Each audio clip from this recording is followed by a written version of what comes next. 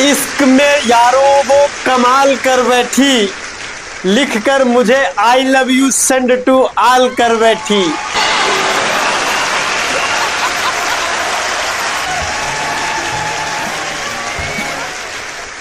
इश्क की आग में खाक न हो जाओ, इनबॉक्स में इतना ही घुसो कि ब्लॉक न हो जाओ। नमस्कार, प्रणाम। मैं मजाकिया शक्ति आप लोगों का अपने इस शो में हार्दिक स्वागत एवं अभिनंदन करता हूं।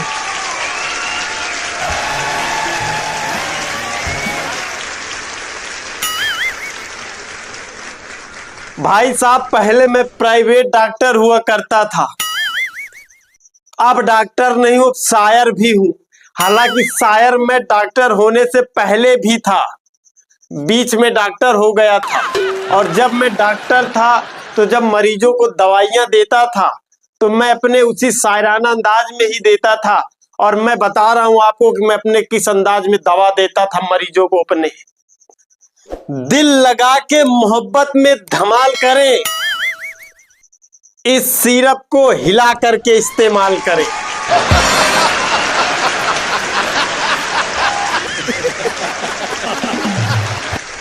जब मैं सिरप देता था तो इस तरह समझाता था, और जब मैं कोई गोली देता था तो कैसे समझाता था, सुनिए। दिल मेरा टूट गया उठी जब उसकी डोली, आपको खाना है सुबह दोपहर शाम एक एक गोली।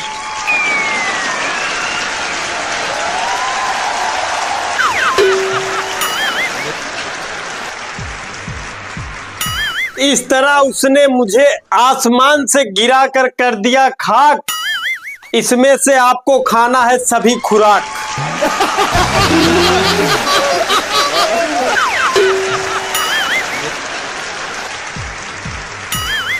और जब दवाइयों को लेकर के सावधानियां बतानी थी, किससे किससे दूर रखना है, तो कुछ इस तरह से बताते थे।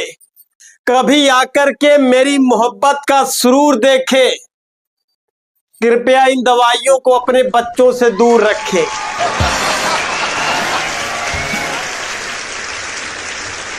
और जब मुझे क्लिनिक के बारे में बताना होता था कि कब खुलेगा और कब बंद रहेगा, तो कुछ इस तरीके से बताता था कि दिल मेरा इश्क करने पर रजामंद होगा, शनिवार और इतवार को मेरा क्लिनिक बंद होगा।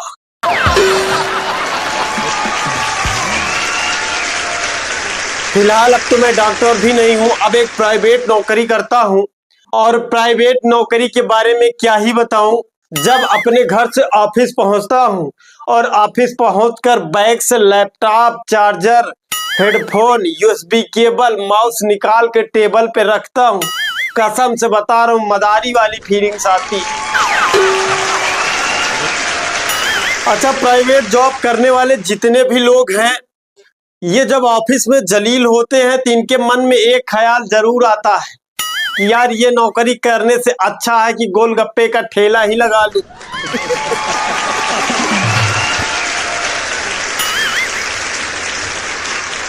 सही बता रहे हैं, सभी के मन में आता है। और गोलगप्पे का ही ठेला क्यों मन में आता है?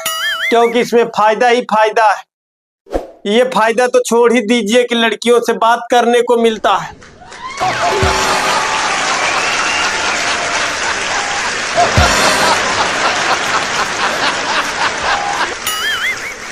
इसके अलावा भी बहुत फायदे। गोलगप्पे बनाते वक्त अगर गोलगप्पा फूल गया तब तो वो गोलगप्पा हो गया, अगर नहीं भी फूला तो पापड़ी तैयार है।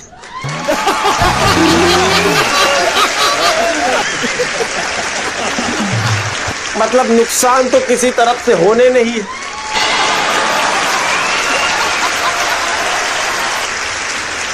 अच्छा, एक बात और है, प्राइवेट जॉब करने वाले बेचारे जितने होते हैं, ये शादियां पार्टियों में इनका पहुंचना उतना ही मुश्किल होता है जितना कि पुरानी फिल्मों में गवाह को कोर्ट तक पहुंचने में होता था।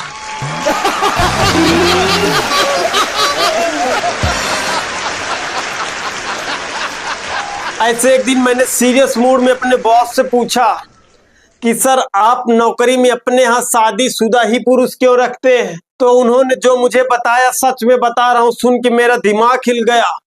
उन्होंने कहा इसका दो कारण है। मैंने पूछा कौन कौन सा? वो बोले पहली बात तो ये कि इनको बेइज्जती सहने की आदत होती है। मैंने पूछा दूसरा? बोले दूसरा ये कि इनको घर जाने की जल्दी भी नहीं होती है।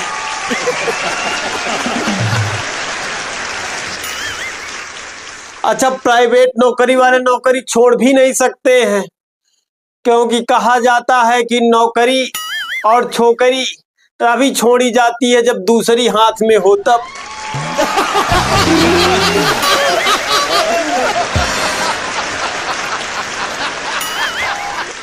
अच्छा, प्राइवेट नौकरी की एक बात और समझ में नहीं आती है।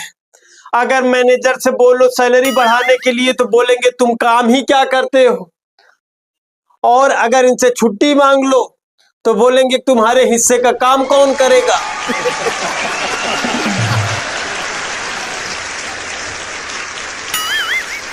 एक बार मैं कुछ ऑफिस का काम घर पे कर रहा था लैपटॉप से, तो जो मेरे बॉस थे वो मुझको वीडियो कॉल पे बता रहे थे कैसे करना है, और उधर मेरी बीबी कुकर में दाल चढ़ाई हुई थी, दाल पक रही थी।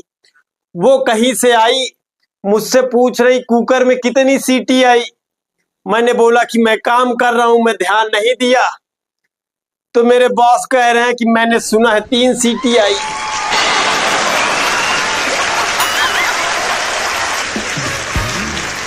साला एक हेडेक और रहता, अगर घर पे काम करो तो बॉस की तुमसे ज्यादा तुम्हारी बीवी पे नजर रहती है।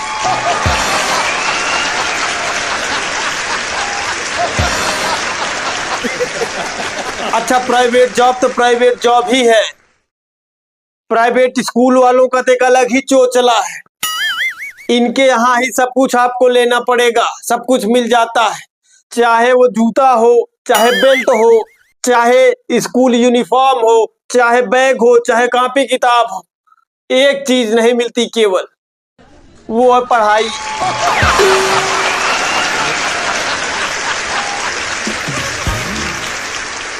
आपको बाहर कोचिंग लगवाना पड़ेगा अपने बच्चों का।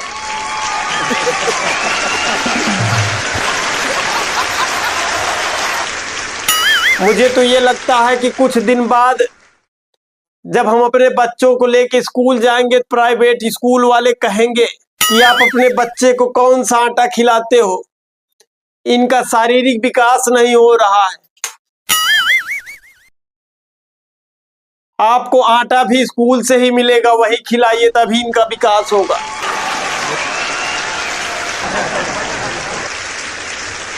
अच्छा, एक मेरा बेटा है, बहुत ही ज्यादा शरारती है, क्या बताऊं।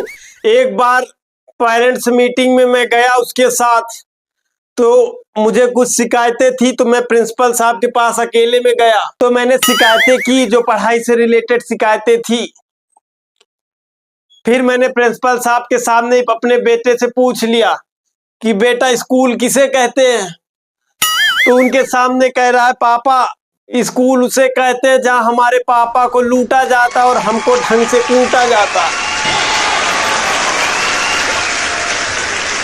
मैं सच बता रहा हूं, मेरा बेटा इतना शरारती है कि आप लोग सोच नहीं सकते हैं। एक बार मेरे पिताजी मेरे बेटे को, मतलब अपने पोते को, ये बोले कि बेटा जाओ कहीं छिप जाओ, तुम्हारे स्कूल वाले आ रहे हैं। तो मेरा बेटा कह रहा है दादाजी मैं क्यों छिप जाऊं, छिप तो आप जाइए, आप खत्म हो गए हैं, ये बता के मैंने 2 हफ्ते की छुट्टी ऑलरेडी ले रखी है। एक बार बड़ा गुस्सा आया मुझे अपने बेटे पे। मैंने बोला बेटा अगर तुम इस बार फेल हुए तो फिर मुझे बाप मत कहना, समझ लेना। तो जैसे ही रिजल्ट आया, घर आया लेके रिजल्ट, तो मैं पूछा बेटा क्या हुआ, तो मेरा नाम है मदन लाल। तो वो कह रहा है मदन लाल तुमने बाप होने का अधिकार खो दिया है।